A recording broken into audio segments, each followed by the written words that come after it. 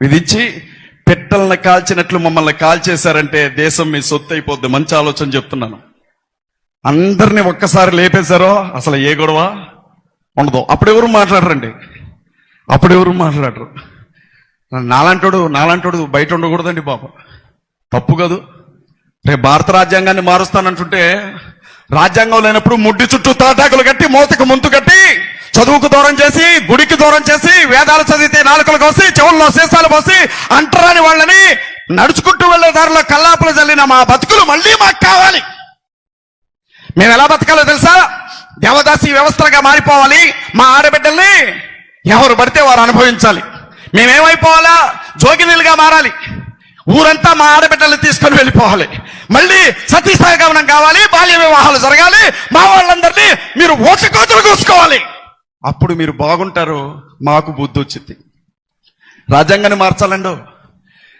క్రైస్తవులకి ముస్లింలకి ఉండే ఓటు హక్కు రద్దు చేస్తారట.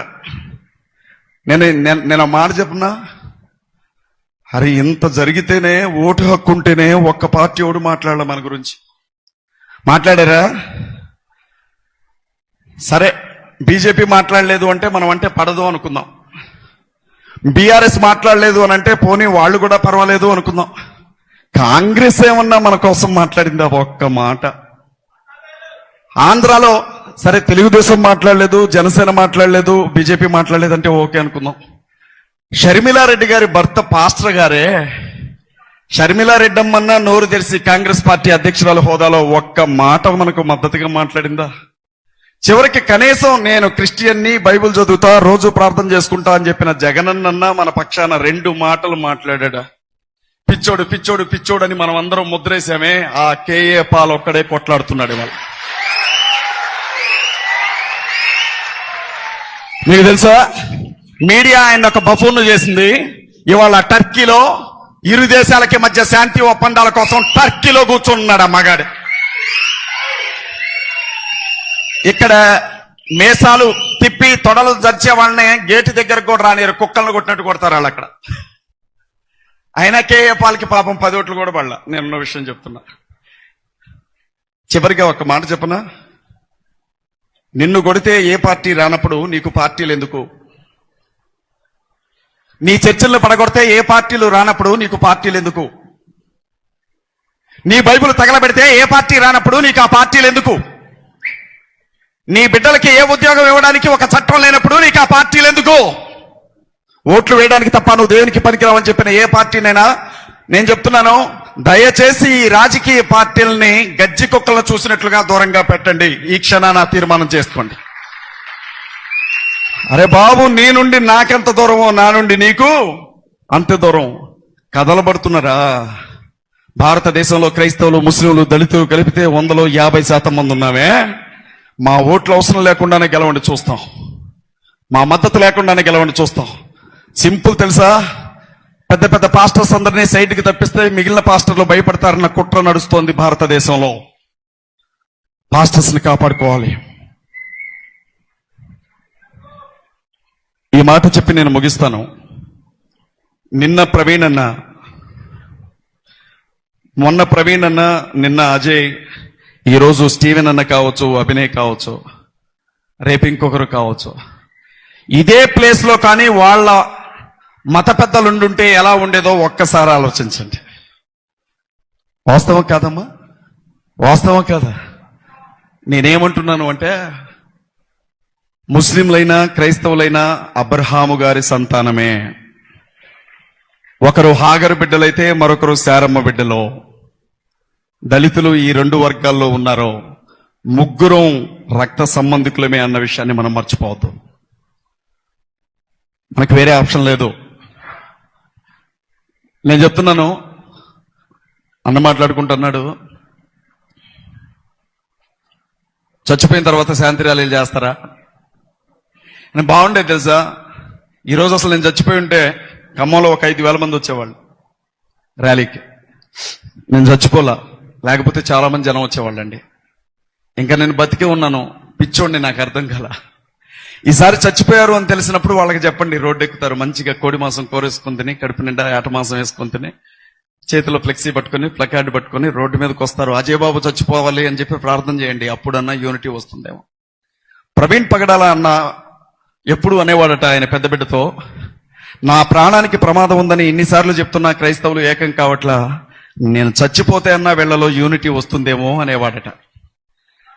భూమి మీద బ్రతుకున్నంత కాలం ప్రవీణ్ పగడాల చేయలేని పని ఆయన మరణం తర్వాత జరిగింది. ఈ టైంలో నేను ఒక మాట చెప్తా, ప్రశాంత్ అన్న ఎవరెవరో యూట్యూబ్ వేదికల మీద నేను అజయ్ బాబు కోసం పిటిషన్ వేశానంటాడు ఒక పెద్ద లాయర్. అజయ్ బాబు అన్న నేనే వాదిస్తున్నాను అంటాడు ఇంకొక లాయర్. అజయ్ బాబు కోసం కొట్లాడుతుందని నేనే అంటారు. నాకు ఆశ్చర్యం అనిపించింది, అసలు వీళ్ళతో నేను ములాఖత్ కూడా కాల.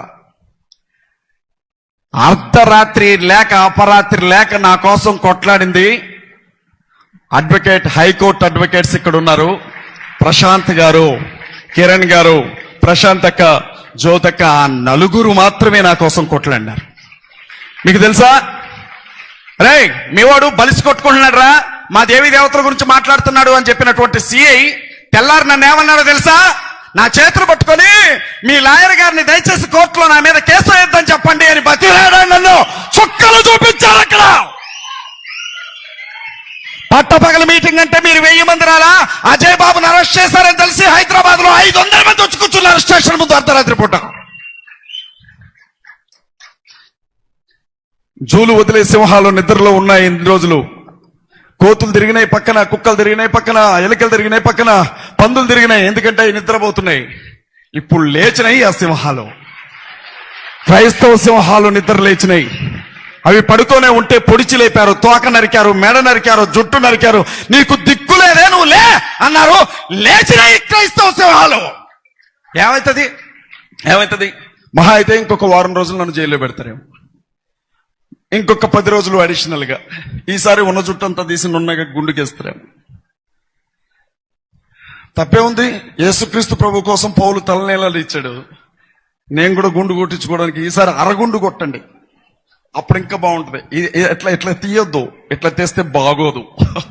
ఇలా కొంచెం అరగుండు ఇలా కొడితే అప్పుడు గాని బాగుంటుంది. నాకు జరిగిన అవమానం కాదు ఇది, యావత్ క్రైస్తవ సమాజానికి జరిగిన అవమానం ఇది. మా ఆవిడ అక్కడ కూర్చొని చూస్తా ఉంది, పిచ్చి మొహంది. ఎప్పుడు నాతో అంటది, నీకెందుకయ్యా, నీకెందుకు చిన్నపిల్లలు అని. గుండె పగిలి చచ్చిపోద్దాం అనుకున్నాను నేను. నన్ను అరెస్ట్ చేశారు. ఎలాగో తెలుసా, ఇంటి ముందు ఏదో దొంగల పడ్డట్లుగా ఉరికొచ్చారు. వాళ్ళు పోలీసులు అని నమ్మడానికి నాకే ఆధారం లేదు. ఒక్కొక్కడు 3 బొట్లు పెట్టుకున్నాడు. నేను చెప్తున్నాను నమ్మండి. వాళ్ళు వేరే సంఘాల కార్యకర్తల నన్ను చంపుతానని బెదిరించారు. అప్పటికే నేను ఖమ్మంలో కేసు పెట్టాను, 5 మీద ఎఫ్ఐఆర్ కూడా అయింది. నా పోలీసులు రక్షణ కల్పిస్తారు అని నేను పోలీస్ స్టేషన్ లో నా ప్రాణానికి హాని ఉందని కేసు పెడితే పోలీసులే నన్ను తీసుకెళ్లారు. అనుకుంటున్నాను, జన్మంటూ ఒక తల్లి చెప్పిన మాట చెప్పి నేను ముగిస్తున్నాను. ఏంటో తెలుసా, నా బిడ్డని కష్టపడైనా పోలీస్ ఆఫీసర్ని చేయాలనుకున్నాను, కానీ అడుక్కొని తినమనైనా చెబుతారు కానీ పోలీస్ జాబ్కు మాత్రం వెళ్ళొద్దని చెప్తాను అని చెప్పి ఒక పిల్ల నాకు స్టేట్మెంట్ పెట్టింది, ఒక తల్లి నాకు రాసి పెట్టింది. కష్టం వచ్చినా, బాధ వచ్చినా, ఇబ్బంది వచ్చినా, న్యాయం జరిగిద్దని మీ దగ్గరకు వచ్చే మా మీద మీరు ప్రతాపం చూపెడితే మేము ఎక్కడికి వెళ్ళాలా?